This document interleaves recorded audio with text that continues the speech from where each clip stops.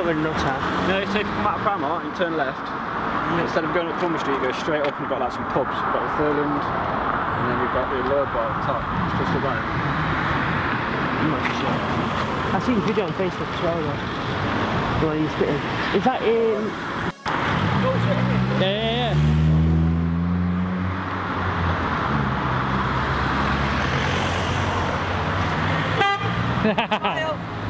Yeah.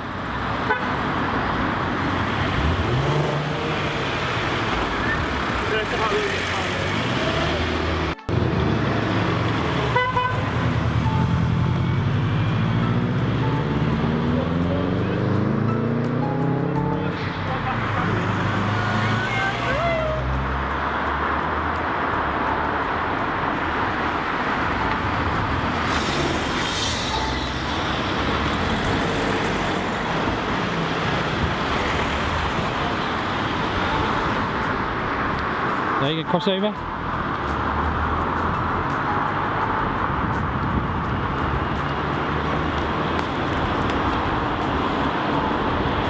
One went off a couple of weeks back. And So if you look towards this one, just can get a... yeah, you look towards that one, I get that. Yeah, what has happened a couple of weeks ago, my brother was walking back home late on the night.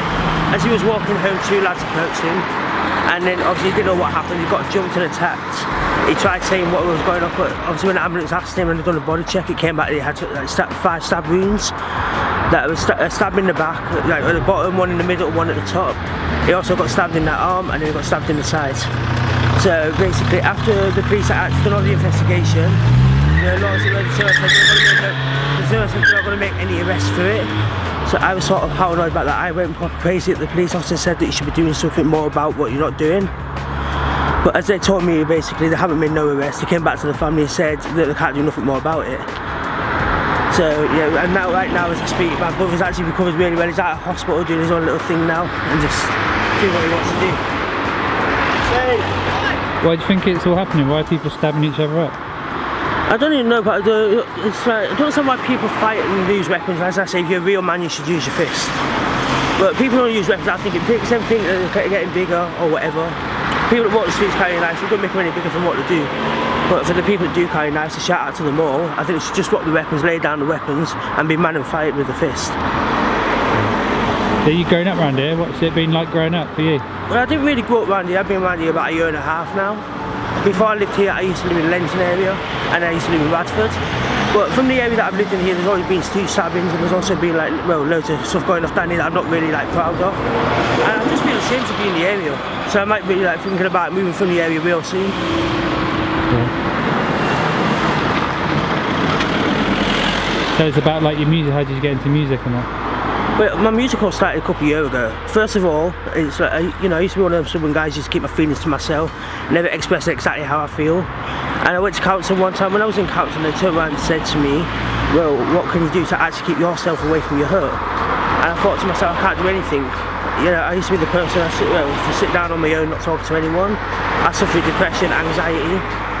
Until one time I went home and I put down on a piece of paper just exactly how I feel, just as simple words. And next minute I started going into lyric form, and then I thought to myself, I'm going to put a bit of backing music on.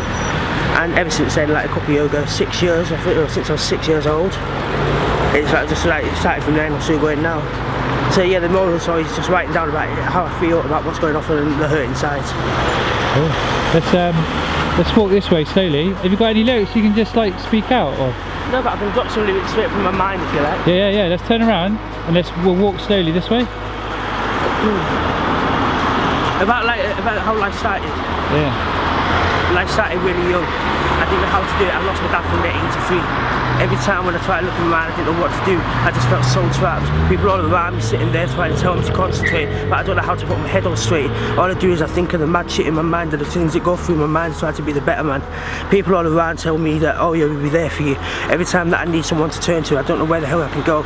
People there that's got my back, for the people that's always supporting me, I'll give you a shout out. But for the people that's always been there to be nosy in my life, I don't care what you got to say to me. Can you see that I'm trying to live a dream now? I'm trying to go far, I'm trying to do the things that I want to do. And this is what I mean when I put the pen to the pad, I put down exactly what's on my head. I don't talk to no one, so I think to myself. When I put my lyrics to the pads, I think to my own self. I think to myself being, I put the thoughts down on paper, and that's exactly what I say. Yeah, just come out of the way a little bit. You just keep walking, sure.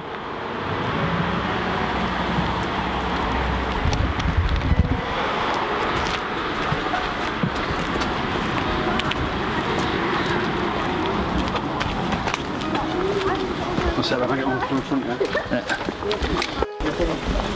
You put your face. Yo! What the fuck are you walking?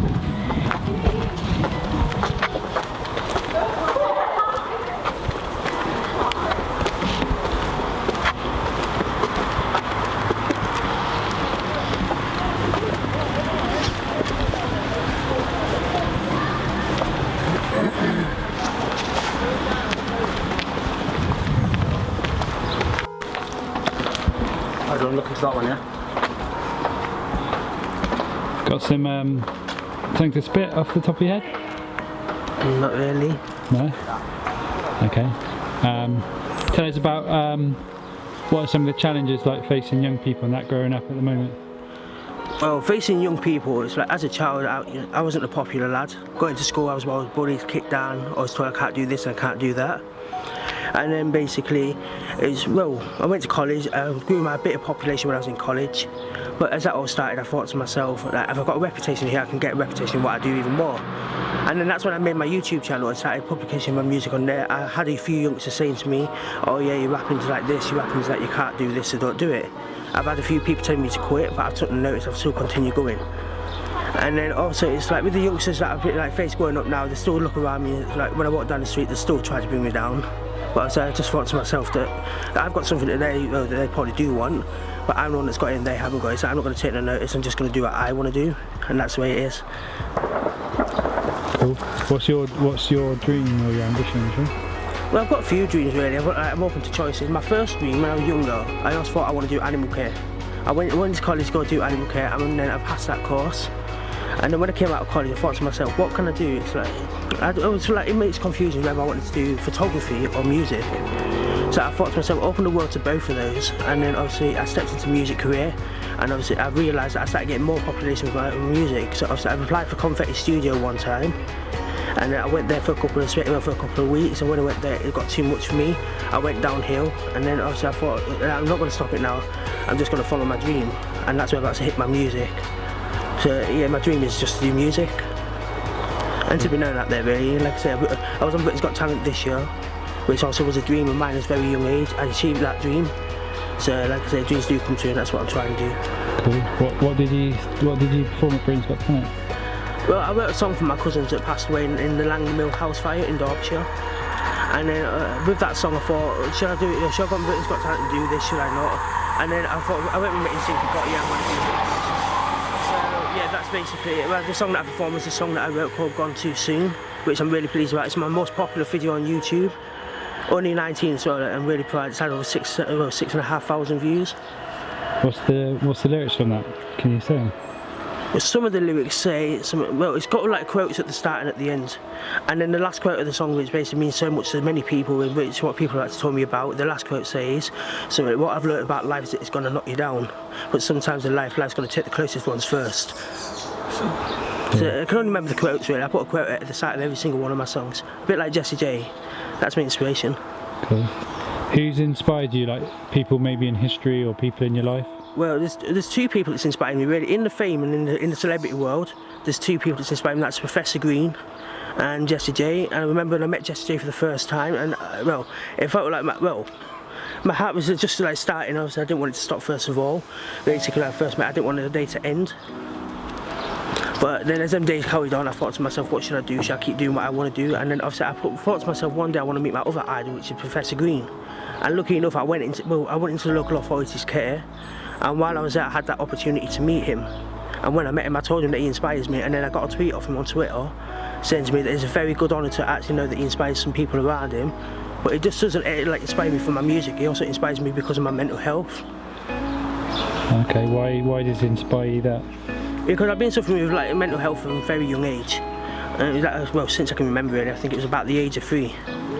And then when that happened, I thought to myself that there's no way escaping this. And obviously I listened to Professor Green's music, and I realised that every single one of his songs describes his mental health. And then I watched his programme, which is called Mental Health and Me or something, or Depression and Me, I can't remember what it's called. But anyways, I watched that, and then that's what like encouraged me more to call in my inspiration for mental health. And I listen to his music when I feel down or when I feel low, and it just makes me feel like I'm not alone. Cool. Let's do you want to walk up here? I'll film you walking up, Sean. That was really good, man. Yeah, just walk up, fall down. Yeah.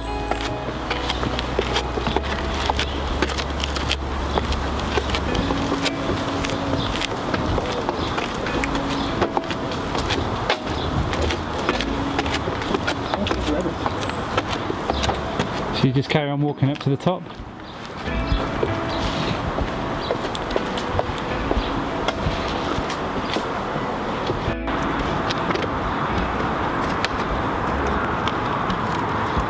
That one, yeah? Yes, if any of you like bars or things come to mind, then just do something, alright? Yeah. So, you got any like bars or anything about like the mental health and challenges and things? Well, I've not actually really wrote any songs about my mental health, but what I've actually done is like I've started writing one, but I've not yet finished it. That's still in progress at the moment, and obviously that's going to take quite a while to actually record and get it out there, because like I said, it's about my life and it goes through everything. So, well, part of the lyrics in that song is, well, a bit of Professor Green's lyrics. I just done a bit of copyright, like life's a journey, mine's not started, or something like that. But the lyrics that I write, like I say, all about mental health. Obviously, everyone says to me, music isn't really like happy music. It's all dark music, if you know what I mean. Like it's on the dark side. So I write about my life and what I've been through. And there's one song on my YouTube as well, which is called Through My Time. And that actually, well, that's about everything from birth till now as well. But another inspiration that I've also been thinking about is also my mum, because obviously she's been there from day one. She raised me 15 years on her own, and I can't thank her enough for that. Cool. Let's stand this in front of her. I don't want to get. I know, yeah, look at me, don't worry about that. What do you think life's about? What's the point of life? Why are we here? Well, it was all put on earth for a reason, and in my perspective, the reason to life is to live it and do what you want to do, and go out there, chase your dream, live your life, live it to the full. And as I've always said to myself, your life, you only get one life, and you never know when that life's gone for good. So you got to treasure that life. And I'm only saying that from experience because a couple of years ago, I was that sort of guy that lost my life, and then I had that lucky chance to come back. And through my time from there, what happened, I thought, how can I sit here now and actually put my mind right? I thought the only way to do it is just live life to the full and do what I want to do, not what other people want me to do. Do you mind me asking about like that with you? I don't mind. Do you want walking over here? Yeah. Yeah. So you walk, and so tell us about like that time where did you try and end your life, or what was it? Yeah, basically a couple of years ago, it's like when I was in school days, I was always the unpopular lad, not knowing what I can and can't do. And then when people started bullying me, putting me down, if I criticising me, I thought, how should I do this? And then I put myself to myself, and then obviously, well, I went home one night and I couldn't cope with what was going off in my mind. And then obviously for myself from day one, from day one, what has happened is like when it all got too much for me, I didn't know what to do. Obviously, it always hurts myself. Obviously, I thought the only way is to take myself away. That's what other people want me to do. So obviously, I went back home one night, and obviously, I left on my own. My family was asleep at night. I was the only one awake, and I thought, how can I get myself out of this world because I don't want to be here? I wrote a little letter saying sorry to my mum, and then that's when I basically took an overdose and lost my life 5 times. And when that happened, I seen my mum and everyone laying in the roadside of the hospital just saying to me, you're going to be okay and everything. And then when I finally came back, it's like, I just thought, yeah, it's only time now to live life to the full.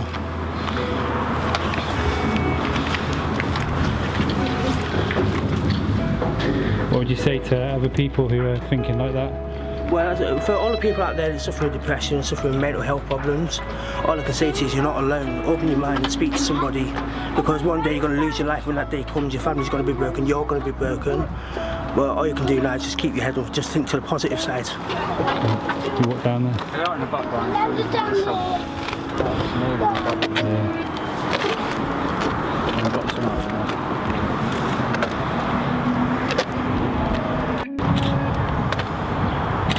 If you just look straight ahead.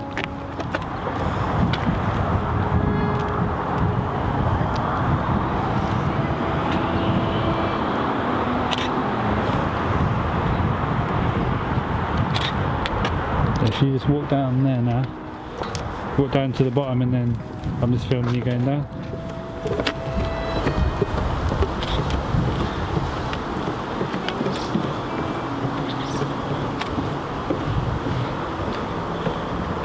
That's good, getting him talking about things. What else can we ask him? Ask him,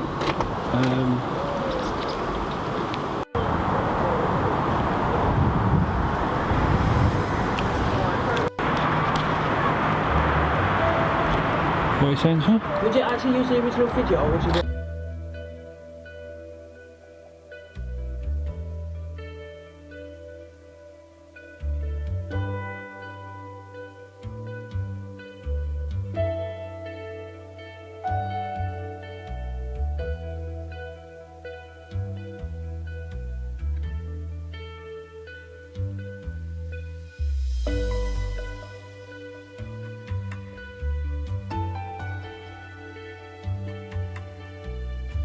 On my YouTube right now. Video producers and photographers out of business. As I speak to you right now, I'm getting people. Walk down there, do one on that Blue Bridge. Yeah, do something here quickly. Talk about like Thunderclap TV and the documentary. So basically the documentary is about injustice and I don't know anything about helping people. No, just say like I want a big shout out to like Thunderclap TV and Dream about their documentary. Yeah? So I want to give a shout out. And also this is a shout out to the Dream Nottingham page and also to the Thunderclap TV for getting me where I want to be. So I thank you guys. Cool.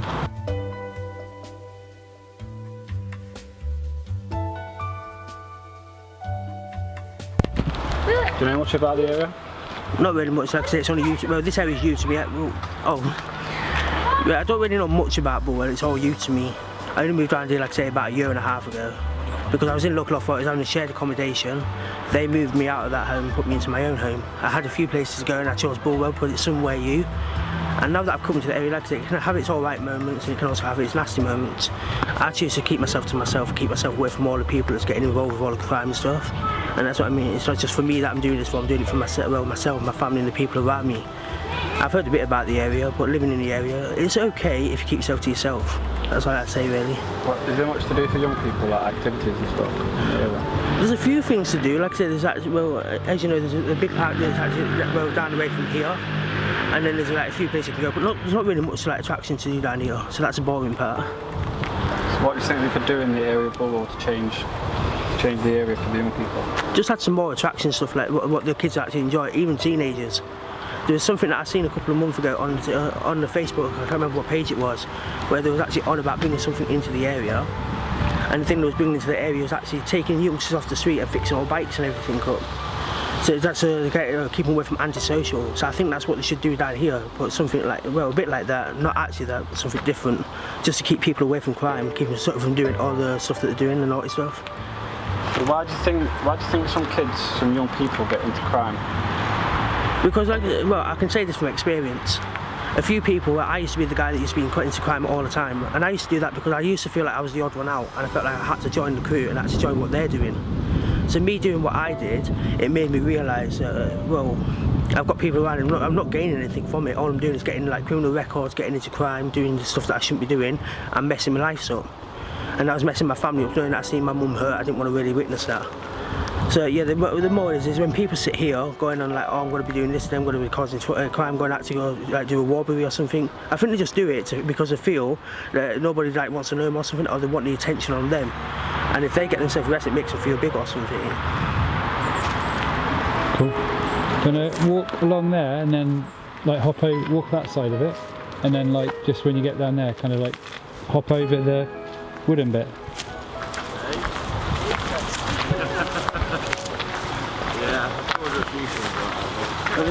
Yeah.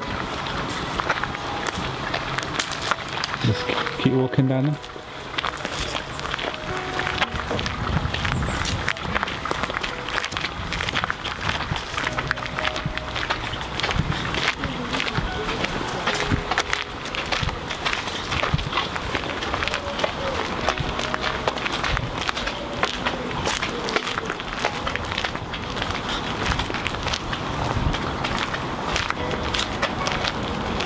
Is that right? And say what they are?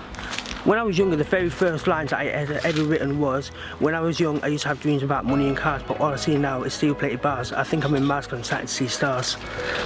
So what does that mean?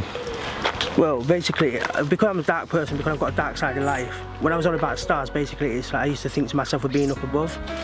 But obviously, when I was younger, I used to have dreams about money and cars. So obviously, I used to think to myself, oh, it's all about the money. If I've got money, I've got cars. If I've got cars, I've got money. So I used to have dreams about money and cars, but I've just changed it around now. But like I say, I used to have like steel-plated bars, which means I've also got the lyrics to it to write. So I know I've got the bars, but now obviously I've changed it that around. Now, instead of thinking negative, I just think of my bars and I'll put myself to the positivity.